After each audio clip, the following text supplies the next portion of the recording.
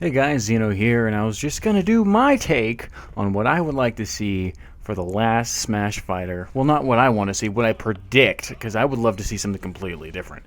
But I would take some of the information we've learned from some of the fighters that we've seen, or that's come out, the fighters that have come out, and some of the trends that are happening in gaming in general to see maybe what sounds like a viable possibility of what character could be the last DLC fighter for this fighter pack. Now, of course, there is a second fighter pack. Sakurai did announce that they're going to do a second one because apparently it's really popular and they don't want to stop working on this game. So I see that as a plus. Sucks I'm going to have to spend more money for another fighter pass, but let's go into the reasons why I say these kinds of characters kind of have a better chance than other characters to be the last Smash DLC character for now. Alright, so let's put up some reasons really fast. The first one is, I think it'll be a third-party character because every other character that has been released so far has been third-party. It's a kind of a consistent pattern that we can actually see that'll allow us to think, yeah, well, probably Nintendo won't add another Nintendo character because all the other characters that have come out aren't really Nintendo characters. Kind of obvious. Now, I tried to find a second pattern on what kind of genre game we should be looking for, but since there aren't like 8,000 characters that have come out, you can't really come up with like an average or a mean of what that is. And personally, I have no idea, because if you go with Joker, he's from an RPG. If you go with Hero, he's from an RPG. If you go with Banjo, he's from a 3D platforming game. If you go from Terry, he's from a fighting game. So the fifth one, who the hell knows? We have no idea.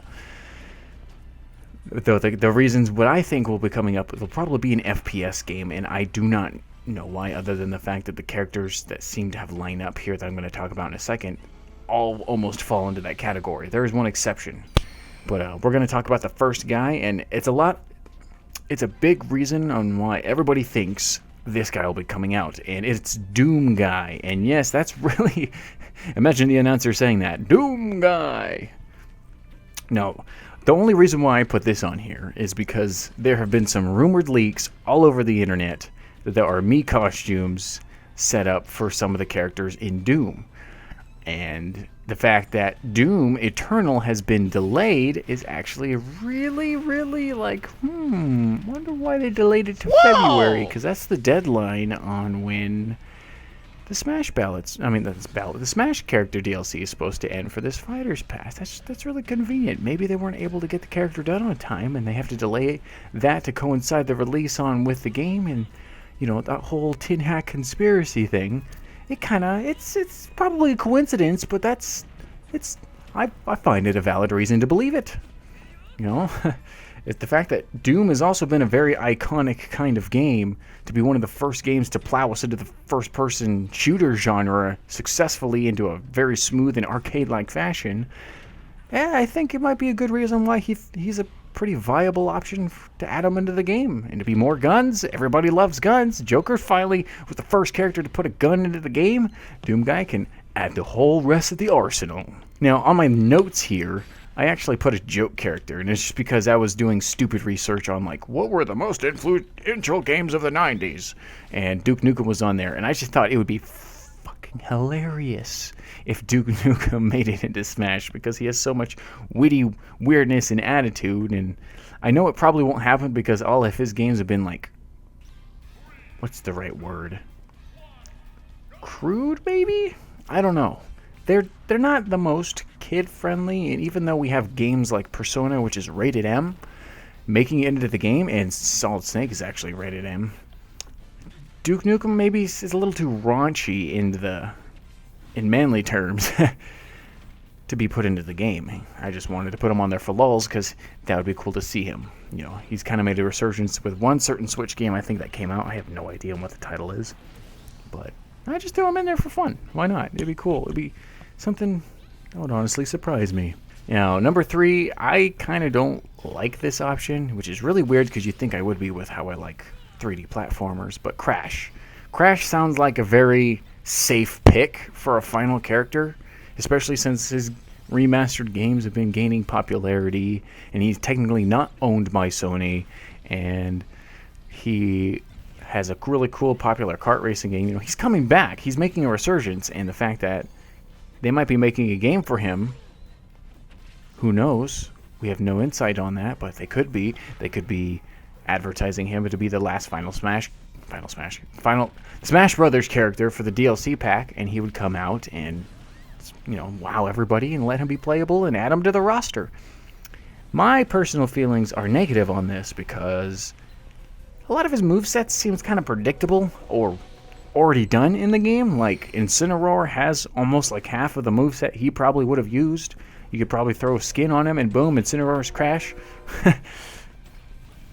Or other things like that. I don't know. He just doesn't seem like as interesting as a character as someone like Banjo-Kazooie was. Because Banjo-Kazooie had the whole, he's Banjo and she's Kazooie, and they're fighting together. You know, it's like Ice Climbers, but not, because they still share the same stock and stuff like that. That kind of gimmick is unique. Crash is just kind of like a generic fighter, almost kind of like what Terry was, but even Terry has some gimmicks. And that's actually another thing we've seen in the Smash DLCs. They've all had really unique gimmicks. Now, you could say that with every character, but more so than usual. So that's why I'm like, Crash would be a safe pick. He'd be a lazy pick, but I don't think he would be the pick. He's just on the list because he just seems like a predictable option. Now, number 4. This one's kind of high pie in the sky thing, but it's only because, 1, I actually adore this franchise. 2, it has revolutionized gaming into a certain degree too. And 3, there's a couple of reasons why things are lining up, just like with Doom, that this might happen. Number 4 for me was Master Chief, and that still sounds so hilarious because I remember playing him as like a snake skin in Brawl as like a hack, and they changed his movesets and stuff to make him use like the rockets from Halo and stuff like that. But Master Chief could be a thing. He is still a game character, even though he's in other media too, but he started out as a video game character. He revolutionized first-person shooting gaming for the console market, and he's just a really well-known icon all over the world. I mean, Banjo-Kazooie made it in. They're a Microsoft-owned property. Why not throw Master Chief in there? It could be another thing they could be throwing into the bucket. But the reasons why I feel like things might be lining up here soon is because Halo Reach is coming out December 3rd for PC. They're releasing the Halo Master Chief Collection in chronological order. According to that logic, after Halo Reach is Halo 1. Halo 1 should be releasing probably a month or two right after that. To celebrate the release of Master Chief coming back to PC, why wouldn't it be better for him to cross over to the other kind of console too and throw him into Smash Brothers? Sounds like a pretty good idea to me. Of course, I'm not a company guy, but that sounds like one perfect reason why to delay the Master Chief Collection for PC while they tone on the Halo version so they can also work on the Halo 1 version and get them all ready to be like created for Smash Brothers. It sounds really, really good. That is actually all what I have for kind of predictable Smash characters that could be coming out, but I would like to add my own personal whatever list, because why not? I mean, why not? This all pertains to characters and series that have already been in Smash Brothers, which is why I never really thought the final Smash character would be from a series that's already in the game. So this is why this is a completely different list. And the fact that some of these characters would be first and second party, which hasn't really happened yet. So I'm assuming that's not going to happen, which is why I do not think this will happen. But let me stop talking. Let me go right back into the topic. I've only put 3 characters, and I'm not really going to explain them. But one would be another Sonic character, because that would be cool. You know, we have Knuckles as an assist trophy. Tails, I don't know what the heck they could do with him, but it would be something unique and cool. Shadow the Hedgehog, why not? I mean, he would just be an Echo Fighter, but we wouldn't want an Echo Fighter for DLC, because that would sound like a rip-off. But it's just more Sonic rep. Yes. Number 2, I would want another Mario character. I actually do not know yet, actually. We got Piranha Plant. Where the hell else can you go from there? I mean, when Piranha Plant came out, that's like when all hell broke loose for DLC characters, because he's just a basic enemy in the game, and now he's a fighter. You know, people who want Waddle Dee to be as a character so bad are like, oh, there's a chance now because Piranha Plant made it in. That means he can be in there. But I don't know. I don't know. I just want another Mario character. It'd be cool. You know, still want Waluigi. Wouldn't that be a cool way to end the first DLC pack? Oh, Waluigi's an assist trophy and a fighter. That's how cool he is. He's that popular. That would be really cool. And the third one, not gonna lie, why did I come up with 3? I can't even think of a third one off the top of my head.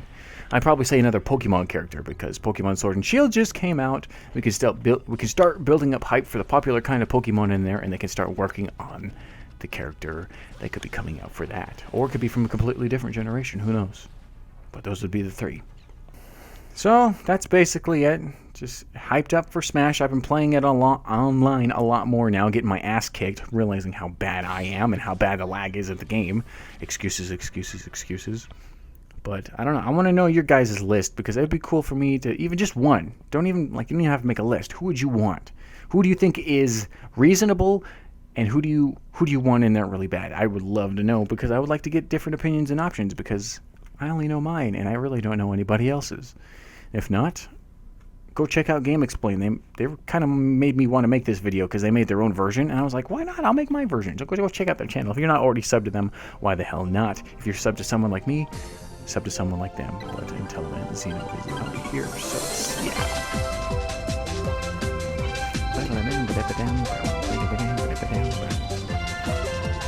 Jeez, the Pokemon trainers are moving more than they are. There you go, you leveled up! Time for some punishment!